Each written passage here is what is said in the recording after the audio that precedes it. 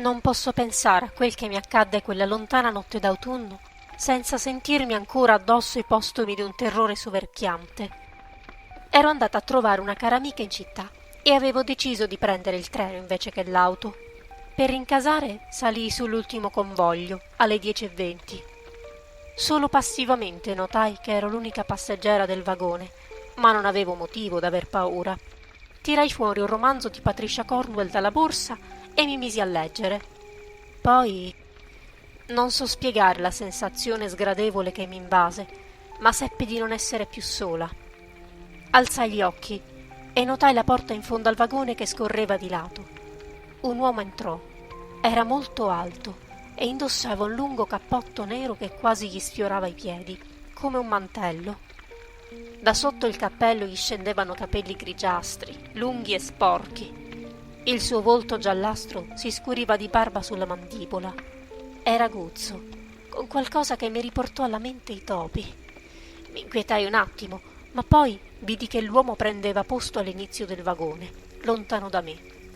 Tornai alla lettura, ma non passò molto che la strana sensazione di poco prima riprese possesso della mia mente in modo tanto insistente che fui ancora obbligata a distogliere lo sguardo dalle pagine. L'uomo adesso sedeva di qualche sedile più vicino.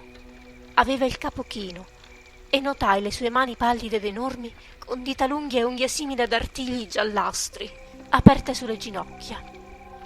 Fu più difficile per me stavolta ridarmi alla prosa della Cornwell. Un'ansia soffocante mi stringeva la gola e, cogliendo un movimento, alzai ancora la faccia, giusto in tempo per vedere quel tipo sedersi ancora più vicino a dove mi trovavo. Era troppo. Decisamente inquieta mi alzai e con una certa fretta mi diressi alla porta dello scompartimento. L'avevo appena oltrepassata quando intravidi un movimento con la coda dell'occhio. Raggelai nel vedere che l'uomo era in piedi e che i suoi occhi da ratto, simili a lucide gocce di petrolio, mi puntavano. L'ansia che provavo si convertì in una paura snervante. Raggiunsi l'altro scompartimento, sperando di trovare un controllore o almeno qualche altro passeggero, ma fui delusa. Senza fermarmi, con l'affanno, mi diressi in fondo al vagone.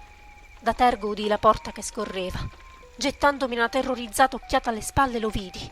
Pareva più alto di prima, sfiorava quasi il soffitto con la testa, ma doveva essere solo una mia errata impressione, una distorsione della realtà dovuta al panico che ormai avvelenava la mia mente. Si avvicinava senza fretta, ma con decisione. Non c'erano dubbi che il suo obiettivo fossi io. Da sotto il lungo cappotto nero e frusto qualcosa si muoveva.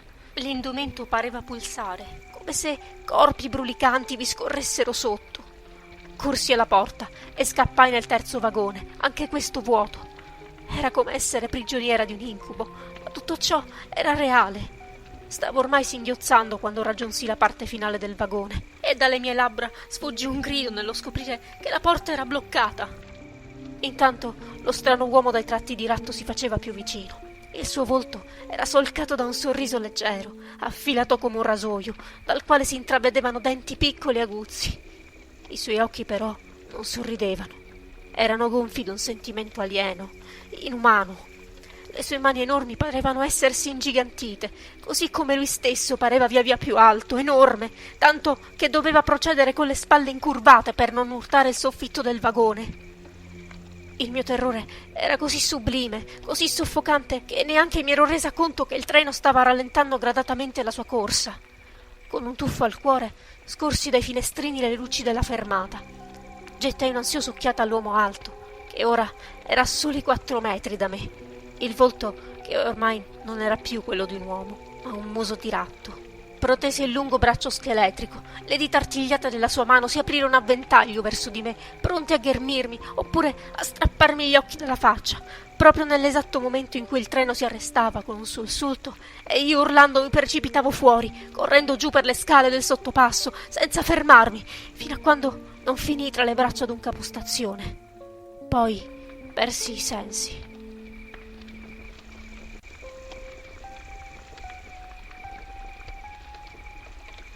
Non sono una santa, ma sono convinta che il bene che uno fa in qualche modo poi possa tornare.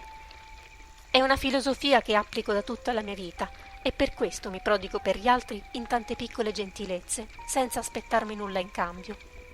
Per esempio, quella volta che feci una generosa spesa per donarla alla mendicante ungherese che chiedeva sempre l'elemosina di fronte al centro commerciale, non lo feci di sicuro per una ricompensa. Eppure, quella donna brutta e grinzosa come la strega di una favola mi strinse la mano con calore. «Io benedico te, io benedico, tu protetta da Farkas ora». Mi scordai ben presto di quell'episodio e dei farfugliamenti quasi incomprensibili della vecchia fino a qualche giorno dopo. Ho ancora ricordi un po' confusi di quanto accadde e io stessa stento a crederlo. Era molto tardi. Tornavo dal mio turno all'ospedale. Non mi ero minimamente accorta di non essere sola lungo quella strada buia sferzata da una gelida pioggia, ma quando me ne avvidi era troppo tardi. Non so se quell'uomo tarchiato che mi afferrò da dietro avesse solo intenzione di derubarmi o volesse altro. So solo che mi aveva appena ghermita e un suono terrificante riecheggiò per tutta la strada. Un ringhiare brutale, feroce e profondo. Poi, da dietro un muro, sbucò una figura enorme e ispida, nella quale scintillavano occhi tondi e ardenti, come se dentro vi bruciasse l'inferno.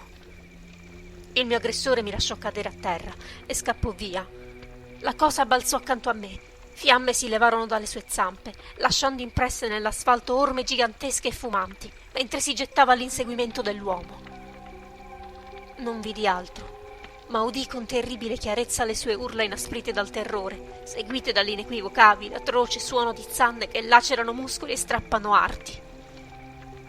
I dettagli li lessi sul giornale, il mattino dopo. Rabbrividii nel constatare che di quell'uomo non restava neanche abbastanza per identificarlo. La parola che la mendicante aveva pronunciato, Farkas, mi tormentava come un dente cariato, al punto da spingermi a cercarne il significato su internet. Non fui del tutto stupita nel constatare che voleva dire lupo in ungherese.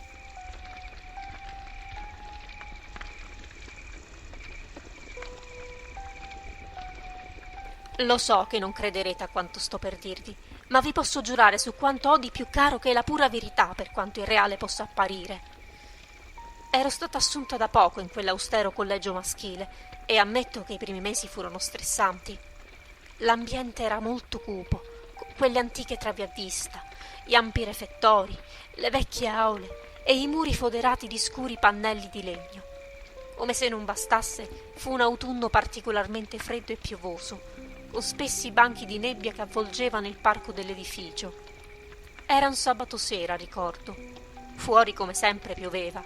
Stavo correggendo le verifiche di matematica quando un suono colse la mia attenzione. Una musica.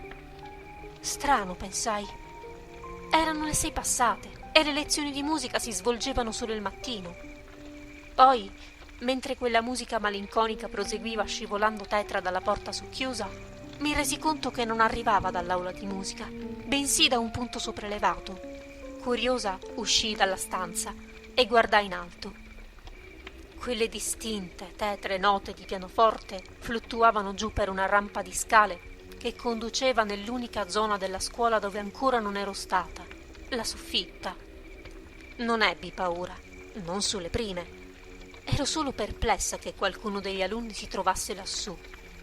Risalii le scale, avvolta da una penombra grigia. La musica si interruppe con un ultimo trillo acuto che mi diede la pelle d'oca proprio nell'istante in cui spalancavo la pesante porta di quercia, entrando nell'attico buio e polveroso. Sagome di vecchie lavagne e antico mobilio tarlato si delinearono nell'oscurità. Cercai l'interruttore, ma quando lo premetti, la luce non arrivò a rischiarare la stanza. Ma il pianoforte, ingombrante e ingrigito di polvere, era proprio lì, di fronte a me. Solo che non c'era nessuno seduto allo sgabello e il coperchio abbassato celava i tasti. Avanzai di qualche passo, cauta, chiedendomi con un primo assalto di paura se fosse stata la mia immaginazione a farmi udire quella musica. Di colpo alle mie spalle la porta della soffitta si richiuse con uno schianto tanto forte da strapparmi un urlo. L'oscurità mi inglobò come un'ondata di petrolio e terrorizzata mi scagliai in avanti, tirando con foga la maniglia, che si rifiutava d'abbassarsi. Una lancia di panico mi attraversò il petto quando il buio della soffitta si colmò di note stridenti e furiose, come se due mani piene di astio menassero colpi brutali alla tastiera del pianoforte, esalando un coro di note che parevano voci di anime all'inferno. Tanta fu la forza con la quale mi gettai più e più volte sulla porta che questa alla fine cedette e io mi ritrovai a correre giù per le scale, urlando e piangendo. Solo dopo molte ore, complice una tazza di tè corretta al brandy, ritrovai abbastanza controllo di me stessa da raccontare al rettore quel che mi era successo, vergognandomi anche un po'. Ma l'uomo non mi prese per matta come era lecito aspettarsi.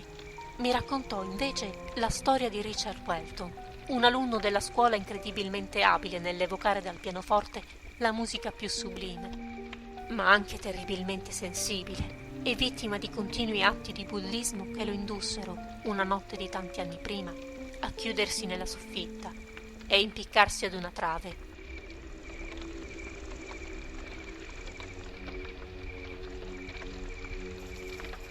La sera del mio 30° compleanno, mio marito organizzò per me una festa magnifica in un prestigioso ristorante.